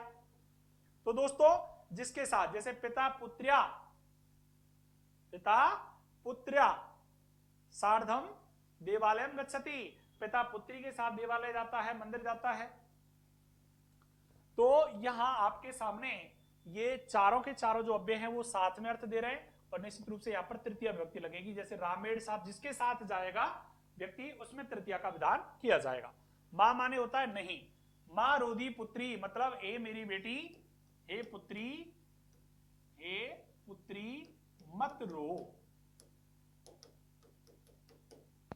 हे पुत्री मत रो। तो जहां मना करने का भाव हो निश्चित रूप से वहां क्या आएगा, मां आएगा। जैसे मां हंस मत हंसो, मां रुदो मत रो, मां लिख मत लिखो, ऐसे। कदापि माने होता है कभी भी, कदापि व्यर्थम मां हंस, कभी भी व्यर्थ में नहीं हंसना चाहिए, कभी भी व्यर्थ में मत हंसो। अब ये हमारे जो है साथियों वो क्रिया विशेषण अव्यय आपके पूरे हो चुके हैं। अब हमारा जो पार्ट आता है नेक्स्ट, वो आता है संबंध बोधक अव्यय के बारे में। तो संबंध बोधक अव्यय में हम बात करेंगे वे अव्यय शब्द जो संज्ञा सर्वनाम आदि शब्दों के साथ संबंध का बोध कराते हैं।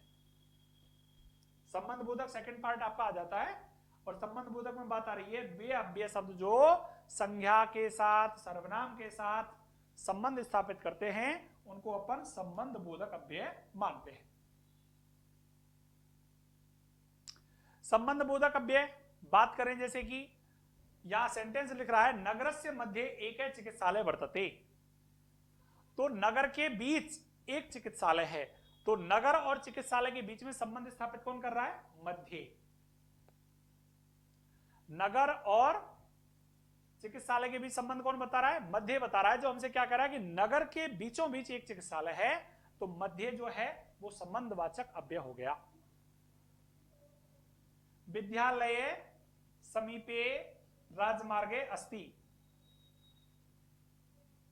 ये विद्यालय से होगा, विद्यालय नहीं होगा, तो यहां विद्यालय से लिख सकते हैं आप, ये थोड़ा सा गलत लिख रहा है।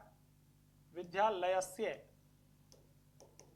समीपे राजमार्गे अस्ति, मतलब विद्यालय के पास में राजमार्ग है। विद्यालयस्य समीपे। मित्रों, हमारे सामने संबंध बोधक की बात पूरी हो जाती है। अब हम नेक्स्ट चलते हैं समुच्चय बोधक अव्यय की तरफ। समुच्चय बोधक अव्यय हमसे क्या बात कर रहा है? वे अव्यय शब्द जो दो या दो से अधिक वाक्यों को परस्पर जोड़ने का कार्य करते हैं।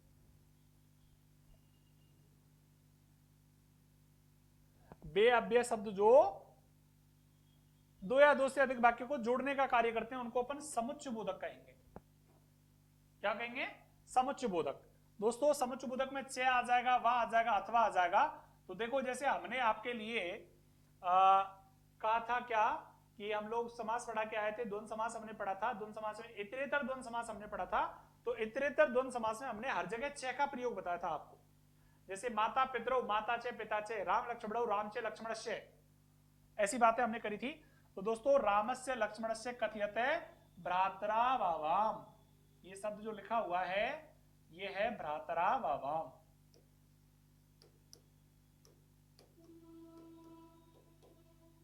इसको जब हम खोलेंगे तो इसका खुल के निकल के आएगा भ्रातरौ आवाम, ऐसे। रामस्य लक्ष्मणस्य कथ्यते, राम और लक्ष्मण दोनों कहते हैं कि भ्रातरा वावाम, हम दोनों भाई हैं। तो दोस्तों, यहां चे का प्रयोग आपके लिए हो रहा है और यहां भी चे का प्रयोग आपके लिए हो रहा है। दिनेश है, महेश है, दिनेश है व गायती, या तो महेश या दिनेश, गायती माने गाता है। तो यहां अथवा की बात आ गई, विकल्पात्मक रूप हो गया। तो समुच्चय विकल्प से भी बनता है, समुच्चय चे से भी बनता है, अथवा से भी बनता है। तो दोस्तों, यहां पे ये वाले सेंटेंस आपके सामने बहुत क्लियर है, ज्यादा पढ़ने की बिल्कुल जरूरत नहीं है। विस्मयादि बोधक अव्यय, अंतिम बात में हम चलते हैं नंबर 4 पर। विस्मयादि बोधक अव्यय, ये नंबर 3 है दोस्तों। अब हम नंबर 4 पर बात कर रहे हैं। तो विस्मयादि बोधक में वे अव्यय शब्द जिन्हें हर्ष, विषाद, संबोधन, दुख, खेद, घृणा, आश्चर्य, भय और लज्जा आदि मनोविकार का भाव प्रकट हो। हर्ष माने क्या होता है? खुशी। विषाद माने होता है कष्ट या संकट। संबोधन माने होता है किसी चीज को संबोधित करना। दुख माने दुख। खेद माने वही आपको कहते हैं ना, कोई काम बुरा हो जाए तो फिर उस पर खेद प्रकट करते हैं, तो खेद की बात आ रही है। घृणा मतलब असूया, नफरत की बात आ रही है। आश्चर्य मतलब अचंभे के भाव की बात आ रही है। भय और लज्जा की भाव बात आ रही है दोस्तों। तो ऐसे मनोविकार सूचक जो शब्द हैं उनमें विस्मयादि बोधक अव्यय का प्रयोग हम लोग करते हैं। अब विस्मयादि बोधक अव्यय कैसे होगा? जैसे धिक दुर्जनम, मीनिंग हो गया दुर्जन को धिक्कार, दुर्जन को धिक्कार। दोस्तों, अब ये धिक दुर्जनम यदि आया है तो इसकी थोड़ी सी ज्यादा इंपोर्टेंसी बन जाती है। क्यों? क्योंकि यहां पर जब हम कारक पढ़ेंगे तो कारकों में हम लोग एक कारक पढ़ते हैं जिसका नाम है कर्म कारक। तो कर्म कारक में हम उपपद विभक्ति का नियम जब पढ़ते हैं तो उपपद विभक्ति में एक बात आती है, अवते परते उभयते समया निक्सा हाधिक प्रतियोग्यापि।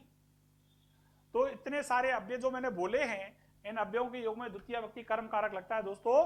तो जो अव्यय आपके यहां हैं वो ही अव्यय आपके कारकों में पहुंच जाते हैं। तो कारकों में जो अव्यय पहुंचे हैं उनको आपको स्पेशल दिमाग में रखेंगे, क्योंकि वो यहां पे थोड़ा सा नहीं बता के वहां बताए गए हैं। तो अव्यय के थोड़े से प्रकरण को हम लोग कारकों में भी चर्चा करेंगे। और कारकों में द्वितीय विभक्ति हुई, चतुर्थी विभक्ति हुई, और आपकी पंचमी हुई, और आपकी षष्ठी हुई। द्वितीय, चतुर्थी, पंचमी, षष्ठी, इनमें ज्यादातर कारकों अव्ययों का प्रयोग मिलता है। तो वहां संबंधित जो अव्यय जिस विभक्ति से संबंध रखता होगा उसकी चर्चा हम वहां पे करेंगे, क्योंकि यहां चर्चा करने से बेहतर आपको वहां चर्चा करना ज्यादा जरूरी है।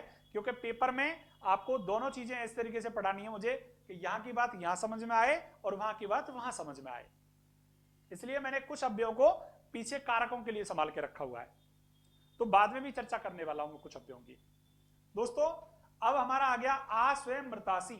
आ का मतलब अरे स्वयं मृतासी, खुद ही मर गई हो, मतलब यहां धिक्कार की बात आ रही है, यहां अचंबा हो रहा है। अरे स्वयं मृतासी, स्वयं ही मर रही हो। तो ये चीज दोस्तों, अब हम लोग यहां पर विस्मयादि बोधक की बात कर चुके हैं। नेक्स्ट हम लोग थोड़ा सा एक चीज और आपको बताएंगे, वो क्या कि सबसे पहले मैंने बताया कि काल के अनुसार जो अव्यय होते हैं आपके, जैसे मैं आपको बताऊं वर्तमान काल की क्रिया है, तो वर्तमान कालिक क्रिया के साथ कौन कौन से अव्यय आपके आते हैं, इनको लेके हम थोड़ी सी चर्चा आपको यहां करेंगे। तो सबसे पहले आप देखिएगा वर्तमान कालिक अव्यय।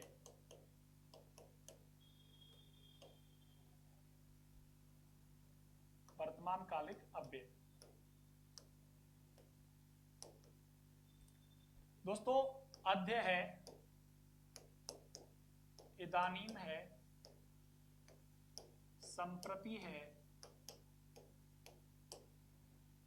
जैसे आपका अधुना है, ये सारे अव्यय आपके वर्तमान कालिक हैं। दूसरा हम लोग बात करें, ये तो पहली बात हो गई। सेकेंडली हम लेंगे भूतकालिक अव्यय। भूतकालिक अव्यय में बात करेंगे दोस्तों, तो भूतकालिक अव्यय में देखिए मैं आपको बता देना चाहता हूं, है, परैह, परैह, पुरा, एकदा, ठीक है। तो ये सारे अव्यय आपके भूतकालिक होते हैं दोस्तों। भूतकालिक है तो क्रिया भूतकाल की लगेगी, वर्तमान काल है तो क्रिया वर्तमान काल की लगेगी। तीसरा हम बात करें दोस्तों यहाँ पे भविष्यकालिक अव्यय। भविष्यकालिक अव्यय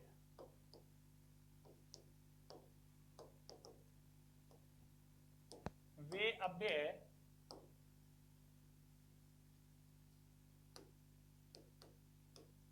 पद जो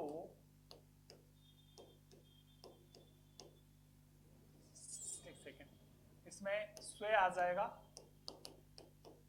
परस्व आ जाएगा, परस्व आ जाएगा, ठीक है दोस्तों। तो ऐसे अव्यय जो आ जाएंगे उनको अपन भविष्यकालिक कहेंगे। वर्तमान काल के लिए,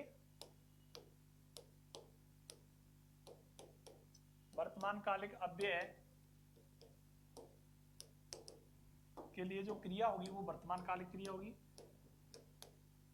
वर्तमान कालिक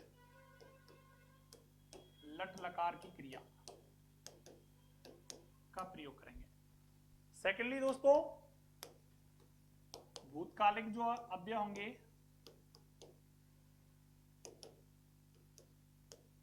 उसके लिए भूतकालिक लंग लकार की क्रिया, भूतकालिक लंग लकार की क्रिया का प्रयोग होगा। और थर्ड कंडीशन, भविष्यकालिक अव्यय जो होंगे, भविष्यकालिक अव्यय जो होंगे उसके लिए भविष्यत लिट लकार की क्रिया, लिट लकार की क्रियाएं प्रयोग में लाई जाएंगी, प्रयोग में लाई जाएंगी। दोस्तों आगे हम बात करते हैं थोड़ा सा स्पेशली एक चीज और हमारी हम डिस्कस कर लेते हैं। जैसे देखो मैंने बोला अभितय, परितय, उभयतय, समया, निकषा, हा, धिक, प्रति, उपरि उपरि, अध्यधि, अधोअधय, ये जो आपके अव्यय हैं, जैसे अवतय माने होता है दोनों ओर, परतय माने हो गया चारों ओर, उभयतय माने दोनों ओर, समया माने पास, निकसा माने निकट, निकट। हा माने हाय, धिक माने धिक्कार, प्रति माने और, ऊपरी ऊपरी माने सबसे ऊपर, अद्यदि माने सबसे नीचे, अधोअधः माने सबसे नीचे। ये जो अव्यय पद हैं दोस्तों, इनका अर्थ जानना जरूरी है और इनके योग में द्वितीय विभक्ति कर्म कारक, द्वितीय विभक्ति कर्म कारक का प्रयोग होता है। ये बात सीखें आप।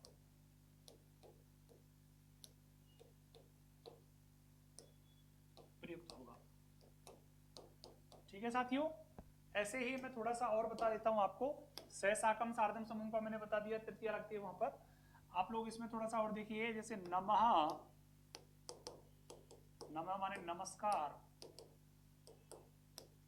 स्वस्ति, स्वस्ति माने कल्याण, स्वधा, स्वधा माने आहुति, स्वाहा, सॉरी स्वधा माने तर्पण होता है,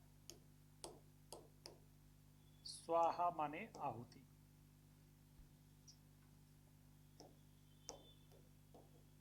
स्वाहा माने आहुति। ये पूर्वजों के लिए होता है तर्पण और ये देवताओं के लिए। दोस्तों, नमे स्वस्ति स्वधा स्वाहा अलम, अलम माने मना या पर्याप्त। मना अर्थ होगा तो तृतीया होगी, यहां पर पर्याप्त अर्थ है। मना पर्याप्त अर्थ में चतुर्थी और मना में तृतीया। वसठ माने होता है तर्पण, देवताओं, देवताओं। दोस्तों, नमे स्वस्ति स्वधा स्वाहा अलम वसठ, ये जो शब्द हैं इनमें आपको संप्रदान कारक का प्रयोग करना है। संप्रदान कारक का प्रयोग मिलता है, चतुर्थी व्यक्ति लगती है, तो ये भी बात आपको दिमाग में रखे लेनी है। मित्रों, यहां से आगे जो और बातें रहेंगी जिनमें हमको लगेगा कि हाँ यार ये चीज भी हमको थोड़ा करानी है, तो कारकों में और भी कई सारी बातें निकल के आनी है, उनको हम आपको चर्चा में लाएंगे। तो मेरा यहाँ पर विभक्तियों का थोड़ा जानकारी देना जरूरी था, और जो अव्यय मेरे बच चुके थे उनको थोड़ा सा संज्ञान में लाना आपके लिए जरूरी था। तो देखिए, अव्यय, प्रत्यय, उभयतय, संज्ञा, निक्सा, हा, दिक्, प्रति, ऊपरी ऊपरी, अधोअधः, अद्यदि, इनको लेके तो द्वितीय व्यक्ति आपको दिमाग पर रखनी है, ये वाली। दूसरा, नमे स्वस्ति स्वधा स्वाहा अलम वसठ, इसको लेके चतुर्थीय संप्रदान कारक दिमाग में रखना है। दोस्तों, अनुवाद सीखते चलिएगा। अब इनके योग में कैसे वाक्य प्रयोग होगा वो चर्चा में कारकों में आपके बीच करूंगा। दोस्तों, अव्यय प्रकरण को लेकर जो चीज समझाई जानी थी वो मैंने समझा दी है। मेनली इसके शब्दार्थ आपको दिमाग में रखने हैं कि कौन सी अव्यय का क्या अर्थ है और क्या हिंदी अनुवाद उसका है। इसके बाद सेकेंडली आपको इसके वाक्य प्रयोग दिमाग में रखने हैं कि वाक्य प्रयोग में हम जब बात करेंगे तो किस प्रकार के वाक्य में इसके लिए हम लोग प्रयोग देखेंगे और कैसे कैसे उसकी हमें पूर्ति करनी है और कैसे कैसे हमें अव्यय का निर्धारण करना है। तो ये चीजें हमें वाक्य के अनुवाद के आधार पर निर्धारित हो पाएंगी। दोस्तों, अब अव्यय के संदर्भ में जो जो बात हो सकती थी वो मैंने लगभग पूरी आपको कर ली है, कोई समस्या नहीं है। आगे और समय समय पे जो भी बात आपके बीच में आती रहेंगी हम डिस्कस करते रहेंगे। दोस्तों, अच्छे से इस टॉपिक को पढ़ना है, समझ में नहीं आए रिवॉच करना है और आराम से देखना है। तब तक देखते रहिए अवस्थी कंपटीशन क्लासेस। नमस्कार, धन्यवाद।